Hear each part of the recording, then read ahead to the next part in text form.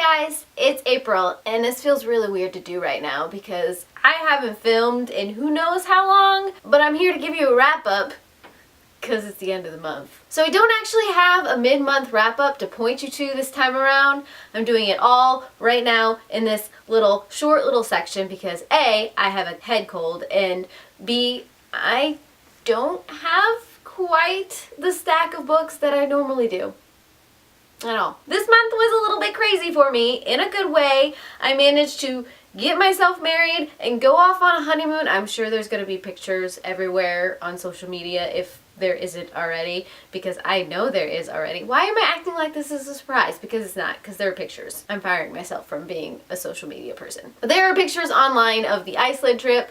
There'll probably be wedding photos at some point in the future. Is a thing that's gonna happen. But that is not what this video is about. I am now going to dive into the short stack of books that I managed to read in the small amount of time that I ended up with in the month of April. The first book I want to talk about is Girl Code by Cara Leyba.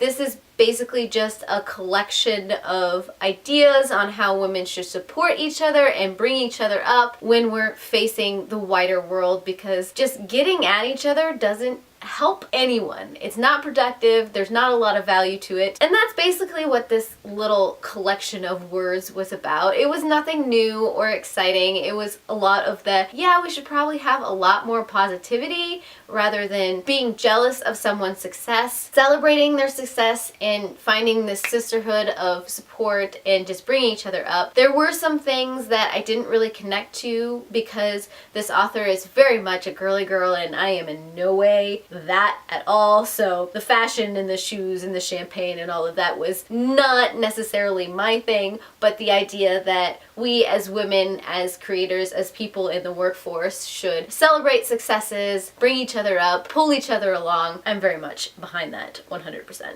Then there was Son of Shadows by Juliet. This is book 2 in the Seven Water series. I am doing a read-along. If you don't know about that already, I will link all of the information everywhere because I absolutely love this series. It's been a while since I've read this second book in the series. It is centered around Leyba, who is the daughter of some of the characters in the first book. I'm trying not to give spoilers as I give a synopsis of this book right here, but is the daughter of a couple of the characters in the first book. And you see a lot of the characters from the first book. This is the second generation. There's a lot of things going on. Leyba gets wrapped up in this figure called the Painted Man, and all of this is coalescing in a way that the Fae are trying to save Seven Waters. They've got an idea of how this is all happening. Of course, then you've got humans who have an idea all of their own, and there's a lot of messiness in this story. I've forgotten how much Juliet Marillier can just make me bawl at the drop of a dime. There are a lot of things that happen in this book that just rip up my insides, and part of it could be because I was jet lagged and extremely tired and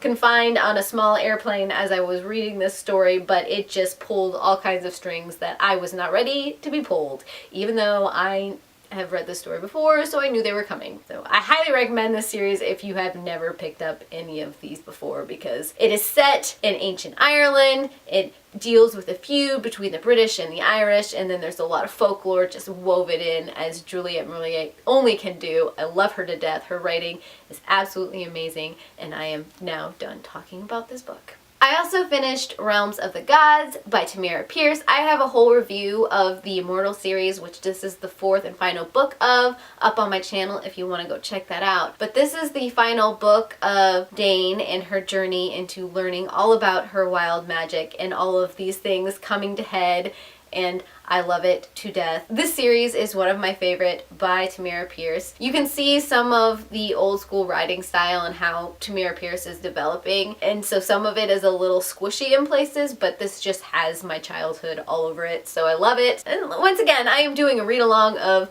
all of the Tortall books as well. I will link the information. I just want to read with you guys, so if you haven't read either of the 2 series that I have just started talking about, come join me. I want to see your faces. Moving on. I finally finished Press Start to Play. This is a whole anthology of a whole bunch of sci-fi writers. Hugh Howey, Andy Weir, and all of them being just a few of them. There's like a whole slew.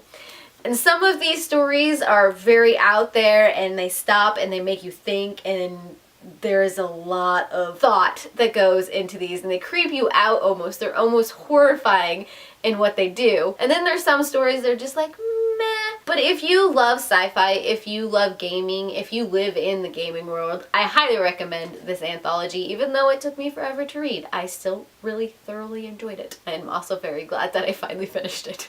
Because oh my gosh. I also picked up Awkward, The Science of Why We Are All Socially Awkward and Why That Is Awesome by Tashiro. This basically looks at the fact that none of us really know what we're doing when we're interacting socially. And it really takes a look at the people who are those quintessential socially awkward people, where that social anxiety really comes into play and you start to analyze all of your social interactions even before they happen, or you have to plan out your social interactions because then there's this whole realm of social anxiety that happens because you don't know what is going to happen. So I did very much empathize with a lot of things that were talked about in this book because some of it is me in a nutshell. Some of it isn't, but it just takes a look at this awkwardness and how it has helped to advance humans as a civilization and all of that kind of stuff. So it takes this cool look at it scientifically and why it is a trait that has continued on in society. It just made me feel better about myself and how awkward I really am. You guys don't know it because you get to see all the best bits of me, but if you were to ever meet me in person, you would totally understand.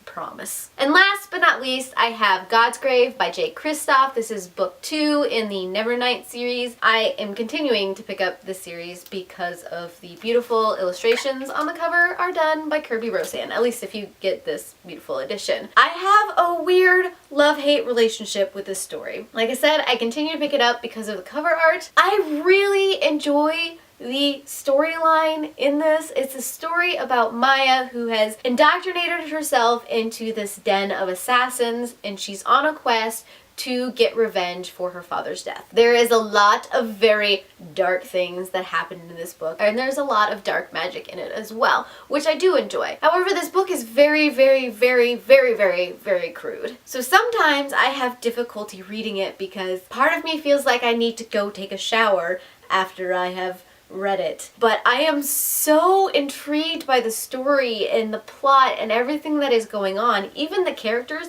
though I don't like most of them, I want to know what happens. So on one hand, I'm very turned off by how this story is written. And then on the other hand, I'm very excited to see where this story goes. I don't know if I'm the only one who feels this way.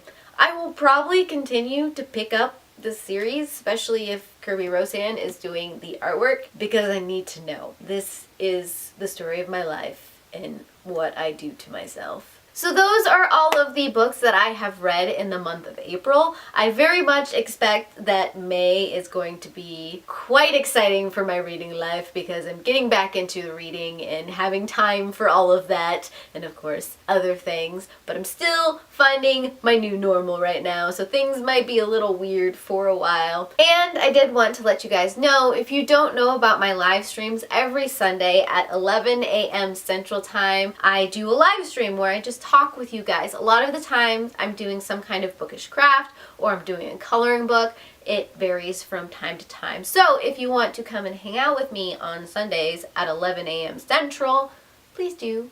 I want to see your faces. I don't remember how I end these things. How do I end these things? I think I remember. I heart your beautiful faces. Bye.